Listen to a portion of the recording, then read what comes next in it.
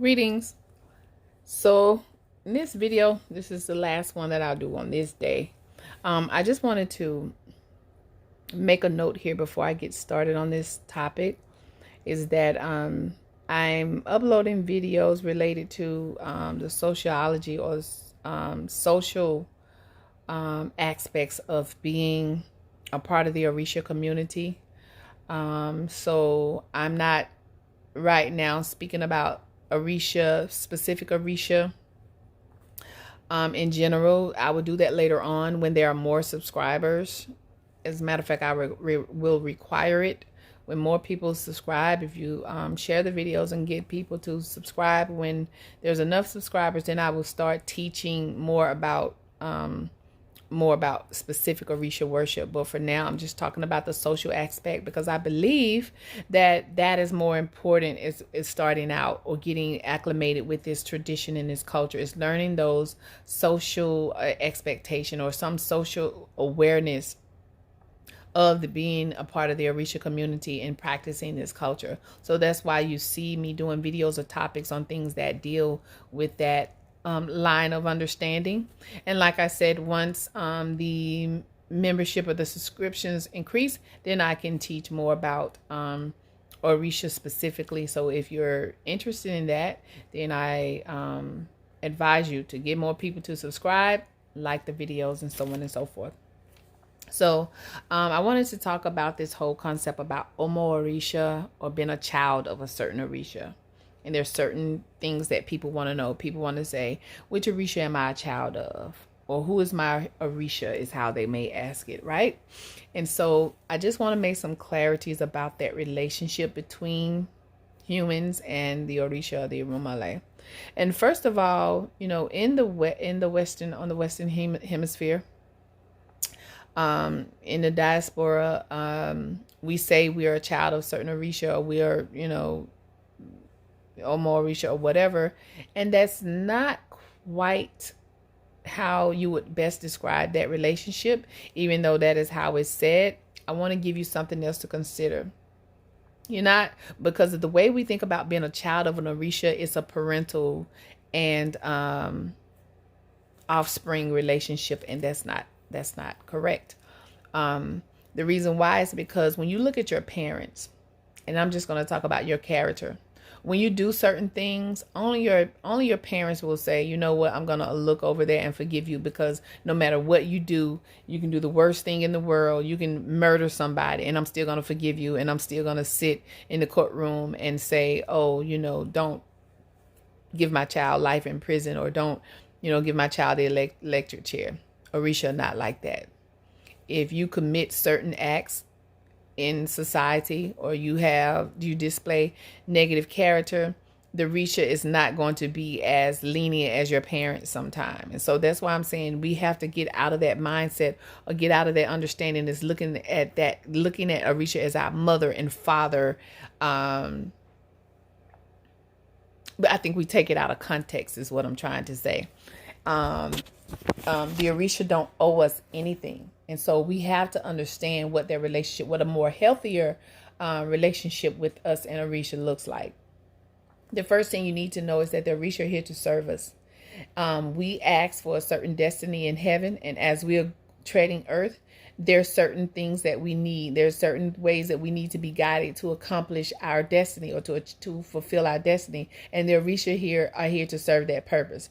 We, in return, owe them devotion and worship and homage, as well as to, you know, walk a certain way on earth. And so that's the relationship. They serve us, they guide us, we worship them, we pay homage to them, and we we are devotees. And so when it comes down to a title, a better way to describe it is Olorisha. And Orisa means the owner of Orisa. And Orisa are people that maybe have certain Orisa icons in their possession, or you know, certain things that they use to summon or to communicate with Orisa. So you're Orisa, you know, the owner of Orisa is what that means, so to speak.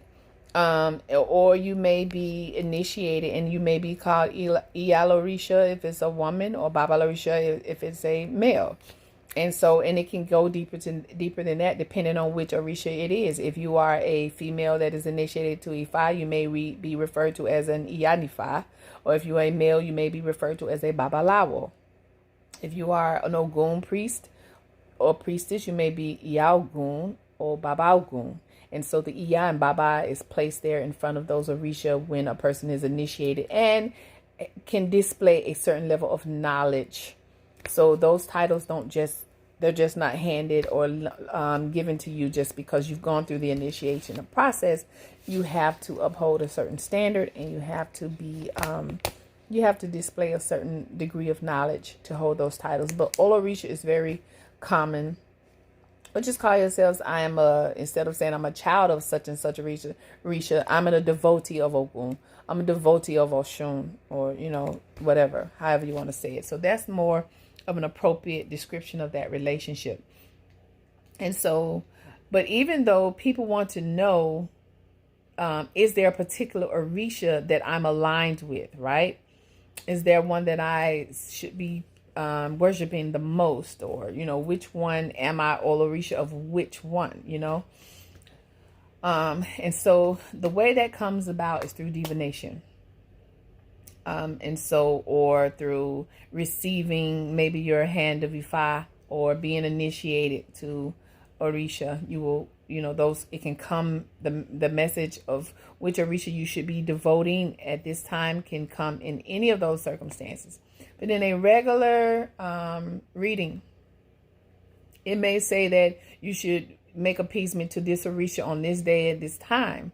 So that means that is the Orisha that has come to serve you, or to provide for you, or to guide you at that point in your life because of what you're asking for, or what you're seeking, or where you are on that path of your destiny. And so what that leads to me explaining is that it can change. And that is why we don't want to stamp and say, oh, I'm a child of this certain Orisha, because what happens is people begin to focus and have tunnel vision. And if they're told that, hey, you are a child of Ogun, or you're a child of Oshun, then they're so narrow in their thinking, and they're only worshiping Oshun. Whereas it may be revealed in divination that they need to be worshiping this Orisha or that Orisha, or several Orishas at a time. And so what I will suggest is that you should be worshiping all Orisha. You should be being guided through divination. And so, are there Orisha that are present in one's life more or stronger than others? Absolutely, yes. And so through Ifa divination, you can determine that this Orisha may be the one that is working with me the most at this time. Because when I professed my destiny in heaven, I said I was going to do this, this, this, and that. This year of my life, I was going to be doing this, this, this. Well, the Orisha are listening. And it may say, well, hey, I may be the one that needs to come and assist or serve this person during that time in their life. Because someone may ask, well, does your Orisha change?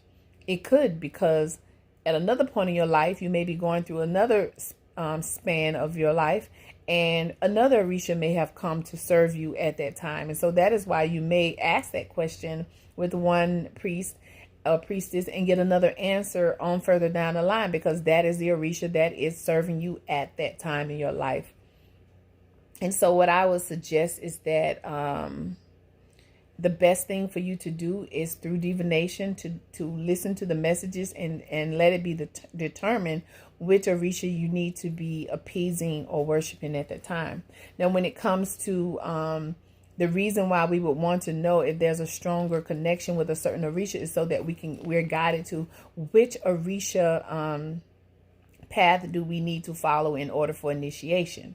So, for example, if I need to know if I need to be initiated to Oshun or Obatala or Eshu or whatever, then again, that will naturally come out if we get in our hand of Ifa, because our hand of Ifa will reveal a deeper understanding of our destiny and say that, hey, you may need to get initiated to this Orisha in order to complete this destiny, or this is the priest pathhood that you chose in life. You chose to be a priestess or priest of Oshun. So you need to get initiated to Oshun, because there are some things in that path that are going to allow you to be able to utilize to help others, through Oshun worship and Oshun homage, so on and so forth. So again, a good way to find out if there's a particular Orisha that you need to get initiated to for your priesthood, then that should be done through Ifa divination or through your hand of Ifa.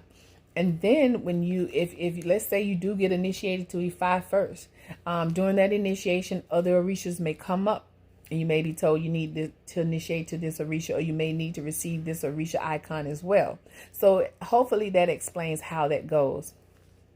And so then people will say, well, if I'm told, let's just say I do divine, and they say that right now this particular Orisha is dealing with me mostly right now. This is the Orisha I need to be serving more right now. Should I get that Orisha icon? Or some people will say, or call it that pot. And I would say, this is just my suggestion is that I would only get it if it is divine that I need it. I wouldn't, even if I'm told, that the Orisha that is ruling my life right now is Oshun, I would ask before I go and get an Oshun pot consecrated, because just because I'm told that, it doesn't mean that I need to have that pot consecrated at that time, because it may say that, I may need to eventually get initiated, and I have an option to wait until that initiation to receive that icon. Or again, it's all about choice, but I say you should be guided by through divination. But if you want it, it's not a bad thing. You can definitely consecrate, as icons as you see fit, so on. And then somebody will say, well, how do I know which eleke or the beads like this, which ones do I need to wear? So the purpose of this eleke is it's like symbol, it's symbolic, it's like representation. Say for example, today is Obatala's Oshede by the say. So Obatala Oshede is today. I am an Obatala priest, and so these are the eleke that I wear for Obatala, because what this does is it represents that I am a worshiper, I am a devotee, and even so forth, a priestess of Obatala. So it's my representation. And then today also I celebrate or I worship Egbe. These are my Egbe, Eleke, my beads for Egbe. And so I am an Egbe priest. I'm worshiping Egbe, and so I wear these today. And so that is why I'm wearing these Eleke or these Orisha beads. And so there again is like a representation of the devotee that you are. And some people will even go as far as to have, different ones. And so for all of the ones that they worship, or all of the ones that they are devoted to, and that's fine. And they may wear them on a specific day, or they may wear them all together. But I'll have another video about Eleke in general, but what I'm saying here is that if you're asking, well, how do I know which ones I should wear or which ones I should obtain, based on which they represent which Orisha you are serving or worshiping, and so on and so forth. So if you choose to get them, get those. I think is that all of what I needed to say about that? Okay, so again, just in determining that relationship between yourself and Orisha, it's tricky to say that you're a child of. Because when you say that, when you profess that you're a child of, you take on a position of there's a parental mother-father relationship and child relationship between you and the Orisha. And you have to be careful of that, because the expectations of you as a devotee are different than you as a child. What you expect for your parents owe you something. And even that is, there's boundaries to that. The Orishas don't owe you anything. And so you have to be very careful on how you describe that relationship. So I would, in summary, suggest that you would want to refer to yourself as simply, I'm a devotee of Orisha. And it can be specific. I am a devotee of Oshun, Ogun, whatever. Or it can just be, I'm Olorisha. I own or I have possession of this or that Orisha, or I am an EI or Baba Lorisha. I am an initiated priest of a certain Orisha path. So hopefully that resolves some curiosity among that subject.